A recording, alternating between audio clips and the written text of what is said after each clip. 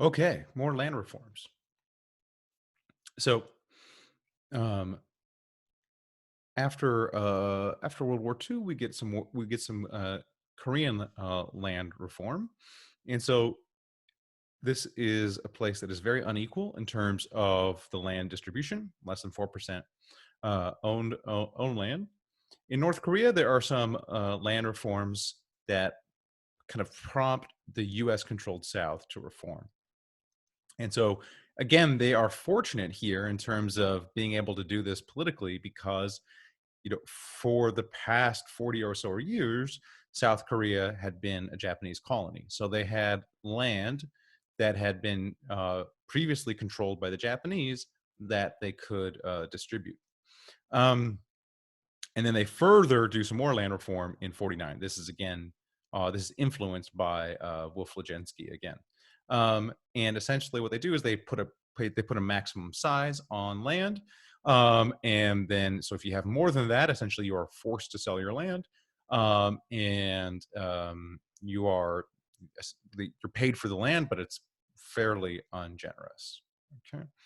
And again, there's another Taiwanese land reform as well. So the nationalist government, the pro-U.S. government, is defeated by Mao, and they retreat to Taiwan.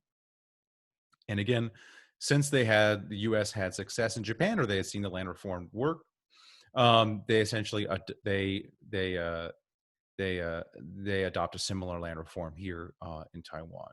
Okay, and here Legensky is saying, let's give it, really have a high degree of local control here, deciding where the land goes.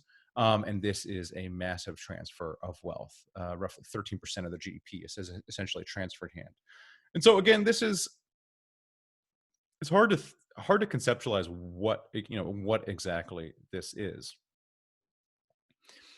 In one way it is, it's very it's not voluntary for the landholders. So in that way, it's not it's not really, it's not really compatible with capitalism, in terms of capitalism has voluntary exchange. But on the other hand, you could see, this land as a form of monopoly. The land has been monopolized, and it's being used inefficiently.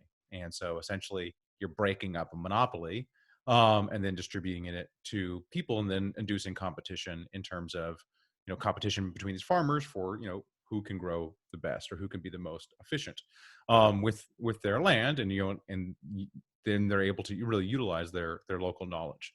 So I mean, it's not really clear exactly what, economic system you would categorize this, and it, in some sense it's not really important. Essentially it's, these are land reforms that are done to, kind of with the hope that democracy will take hold in these places, and we won't have, the sort of, constant revolution and constant turnover that is characteristic of other places.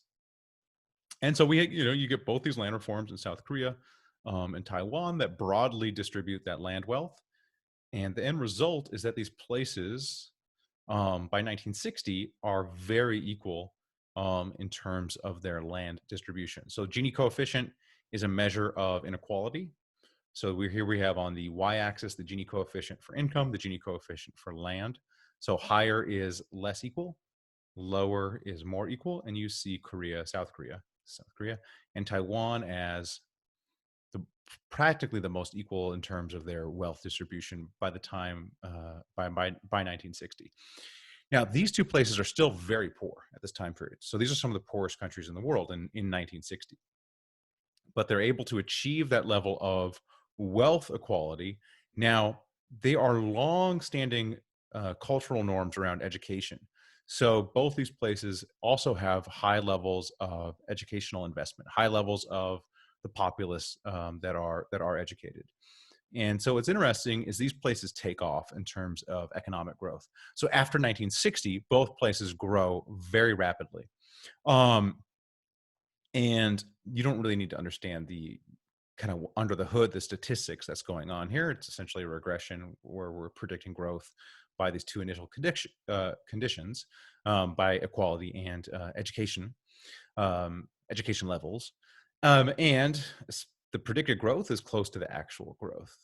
And so what this regression suggests is that equality achieved in land and then the education level that already existed in those places were really key to that subsequent growth that those two countries enjoyed. Okay, we're done with our little sojourn into land reform, and I think the CIA part of the lecture is next. We'll see.